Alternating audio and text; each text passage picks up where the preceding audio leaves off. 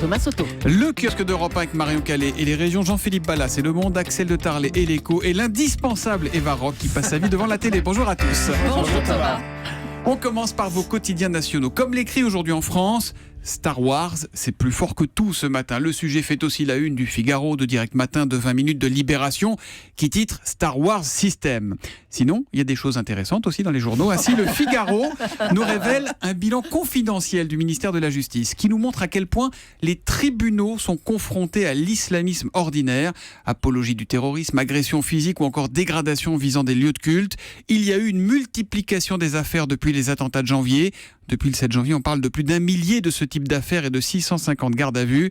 Une vague de délinquance qui révèle, écrit le Figaro, les fractures de la société française. La Croix s'interroge sur les conséquences des élections. Et maintenant, le changement ? Eh bien non, semble répondre Le Monde, qui titre « Hollande ne change rien malgré le choc des régionales ». Le dessin de Plantu vaut le coup d'œil, titré ironiquement « Les politiques ont bien compris la leçon ». On y voit Marianne qui ouvre la porte de sa maison à un Nicolas Sarkozy vêtu d'un maillot du PSG. « Toi, tu es encore allé au Parc des Princes ». « Je le ferai plus », répond-il tout penaud. Tout ça ne fait pas rire l'humanité qui s'alarme après les régionales, le boomerang de l'urgence sociale. Enfin les amis, il y a Kim Kardashian, jeune maman, vous savez, dont 20 minutes nous apprend qu'elle a mangé son placenta. Mais comme elle est classe, Kim Kardashian, elle en a fait des petites gélules déshydratées et le résultat serait plus que probant. Non, c'est vrai, hein. On ne sait pas encore si le placenta déshydraté a un effet positif sur l'activité cérébrale en revanche, mais on vous tient évidemment au courant. Marion Calais, quelles sont les unes régionales qui ont attiré votre attention ce matin ? Celle du Progrès. 7 djihadistes du Rhône sont morts en Syrie. Selon le préfet, 31 personnes originaires du département se trouvent actuellement sur les zones de combat en Syrie, en Irak. Un trafic de titres de séjour démantelé à Metz. Selon le Républicain Lorrain, 14 personnes ont été arrêtées, des médecins, des fonctionnaires de la préfecture, des interprètes soupçonnés d'avoir monnayé des papiers contre de l'argent. Enfin, le populaire du centre semble prendre les paris. Le loup sera tôt ou tard de retour en Limousin. Il est déjà recensé dans 34 départements. Voilà, puisqu'on parle du loup, petite précision sur Kim Kardashian. Il paraît que les petites gélules, parce que je vois que Julie vous en remettez pas, c'est pour lutter contre le baby blues. Voilà. Et on ne sait pas s'il y a quelque chose pour lutter contre le maman blues pour le petit de Kim Kardashian. Mais elle a tout ce qu'il faut matériellement pour lutter contre le baby blues. Faut arrêter ça. L'histoire du jour, Marion, concerne les jeux dangereux des enfants dans les cours de récré, c'est-à-dire dans le Midi Libre. Oui, il s'appelle jeu de la tomate, de la serviette, du rêve bleu, du cosmos, autant de noms imagés pour des pratiques finalement assez répandues. C'est ce que révèle une étude menée dans l'Académie de Toulouse auprès d'enfants en CE1 et CE2 de 25 écoles. Ils sont 7 sur 10 à connaître au moins un jeu d'asphyxie et 40% avouent l'avoir pratiqué au moins une fois dans la cour. C'est absolument énorme. Et pire encore, Thomas, un tiers des élèves assurent que ce genre de passe-temps débute dès la maternelle. Le médecin conseille du rectorat de Toulouse de souligner qu'il n'y a pas de raison que la Haute-Garonne soit un département plus à risque qu'un autre. En clair, toute la France est concernée. Il faut donc développer la prévention. Il est conseillé aux parents de questionner les enfants sans dramatiser pour voir s'ils ont déjà assisté à ce genre de jeu, s'ils s'y sont prêtés eux-mêmes. Du côté de l'école, au sein de l'Académie de Toulouse en tout cas, il a déjà été décidé de lancer un plan de formation des médecins scolaires. Il y a aussi le témoignage d'une représentante d'une association de parents d'élèves dans Midi Libre qui assure que depuis le début de l'année, on recense 5 décès liés à ces jeux dangereux. Des jeux mortels, les jeux mortels des enfants. C'est donc à lire dans le Midi Libre ce matin. La presse internationale, Jean-Philippe Ballas. Un film à petit budget qui sort aujourd'hui, ça s'appelle La Guerre des Étoiles, je crois. Oui, Star Wars, il me semble en anglais. Et vous nous en parlez avec l'accent ce matin. D'abord l'accent québécois avec nos confrères de la presse, le journal de Montréal, qui ont réalisé un petit film d'animation. C'est un petit bijou qui se fait fort de vous résumer toute la saga Star Wars en 2 minutes chrono. C'est possible ça. C'est frais, c'est drôle, c'est légèrement irrévérencieux. Le clip est en ligne. Écoutez ce que ça donne, les combats homériques au laser vus par les Québécois. Le vieux et le méchant s'affrontent avec leur sabre laser. Ils maîtrisent la force. Ça, c'est une énergie mystique, genre. Le mentor de Luke est tué, mais c'est pas grave, son esprit survit. Les gentils font exploser le gros vaisseau des méchants, l'étoile noire.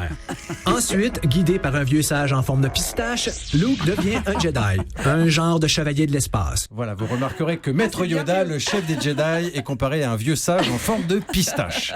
Ces gens-là ne respectent rien. Changement de continent et changement d'accent maintenant avec la TSR, la télévision suisse romande, qui a la bonne idée de ressortir de ses cartons une émission de 1977, année de la sortie du tout premier Star Wars. Alors sur le plateau, il y a une partie de l'équipe de film. Et puis il y a un vieux critique ciné qui n'a pas aimé plus que ça et qui va avoir alors une vision prémonitoire de chez Prémonitoire. Écoutez. Au bout d'un petit moment, on a compris. C'est pas un film qui est destiné à révolutionner le monde ni le cinéma. Voilà, c'est pas un film qui est destiné à révolutionner l'histoire du cinéma. C'est un peu vache de le ressortir aujourd'hui. Ouais, mais après tout, ça vous ressemble pas. Après tout, les critiques sont libres aussi de ne pas aimer un film malgré son succès public. Et Voilà. on n'a pas de parodie avec l'accent niçois. Eva Rock, non, il y a on peut rien. chercher avec On va Eva Rock, chercher, on va peut-être. chercher. Axel de Tarlé, fête de Noël d'entreprise. Attention au dérapage. C'est un papier sur le Figaro.fr. Oui, les fêtes de Noël entre collègues ont moins la cote, en tous les cas moins qu'avant. Il n'y a que plus que 65% des entreprises qui font des fêtes de fin d'année. D'ailleurs, au passage, il n'y en a pas à Europe 1, vous voyez, cette année. C'est un autre appel part- que vous lancez, vous les gardez à la maison non, parce que justement, je dis que ça a moins la cote et je vais expliquer pourquoi et vous allez voir que, voilà, autrefois, il y a 20 ans, c'était 83%. En fait, il y en a une, mais il n'est pas invité.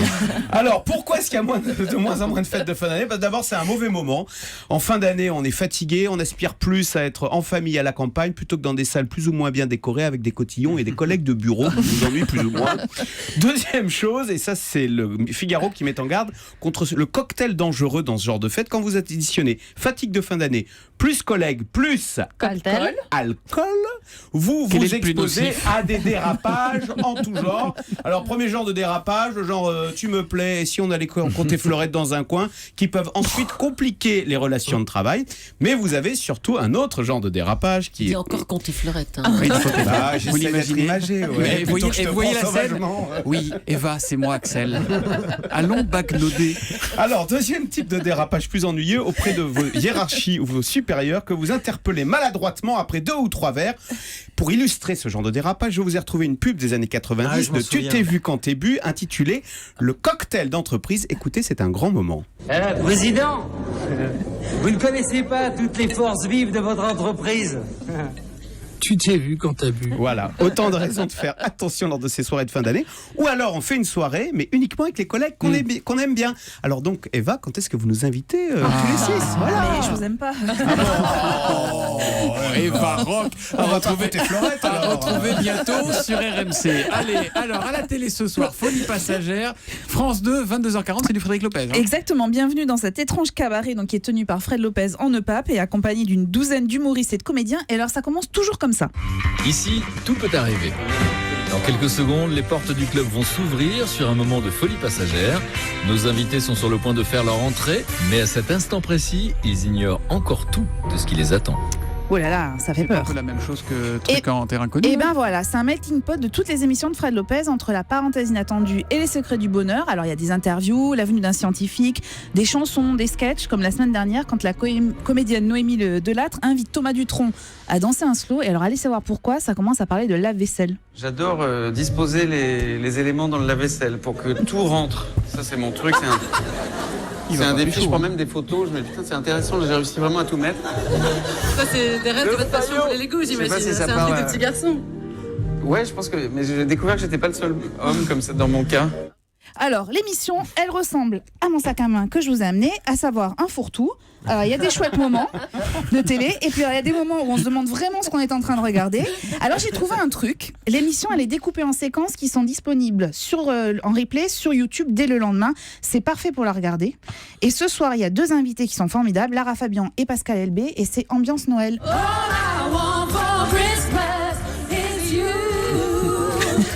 J'ai parfois eu peur de dire ça me fait mal. Ce jour-là, j'ai pas été fier de moi. Aucun mot déçu. Un bisou, bisou. Il y a autre chose à la télé, hein. Bon, Folie passagère sur France 2 à 22h40. On fait gagner le sac des Varrocs ou pas? Ah oui, Hein, on fait gagner, c'est le non bazar Il y a dedans. plein de trucs Il y a bien. plein de trucs. Allez, on va. C'est le côté obscur de la force. On est en plein dedans. Ah, Oh non, c'est pas possible. Axel, encore un mot? Il faut compter fleurette. Ah oui, bah dis donc, si vous y prenez comme ça, c'est pas gagné. Allez, rideau sur le kiosque. À demain, les amis.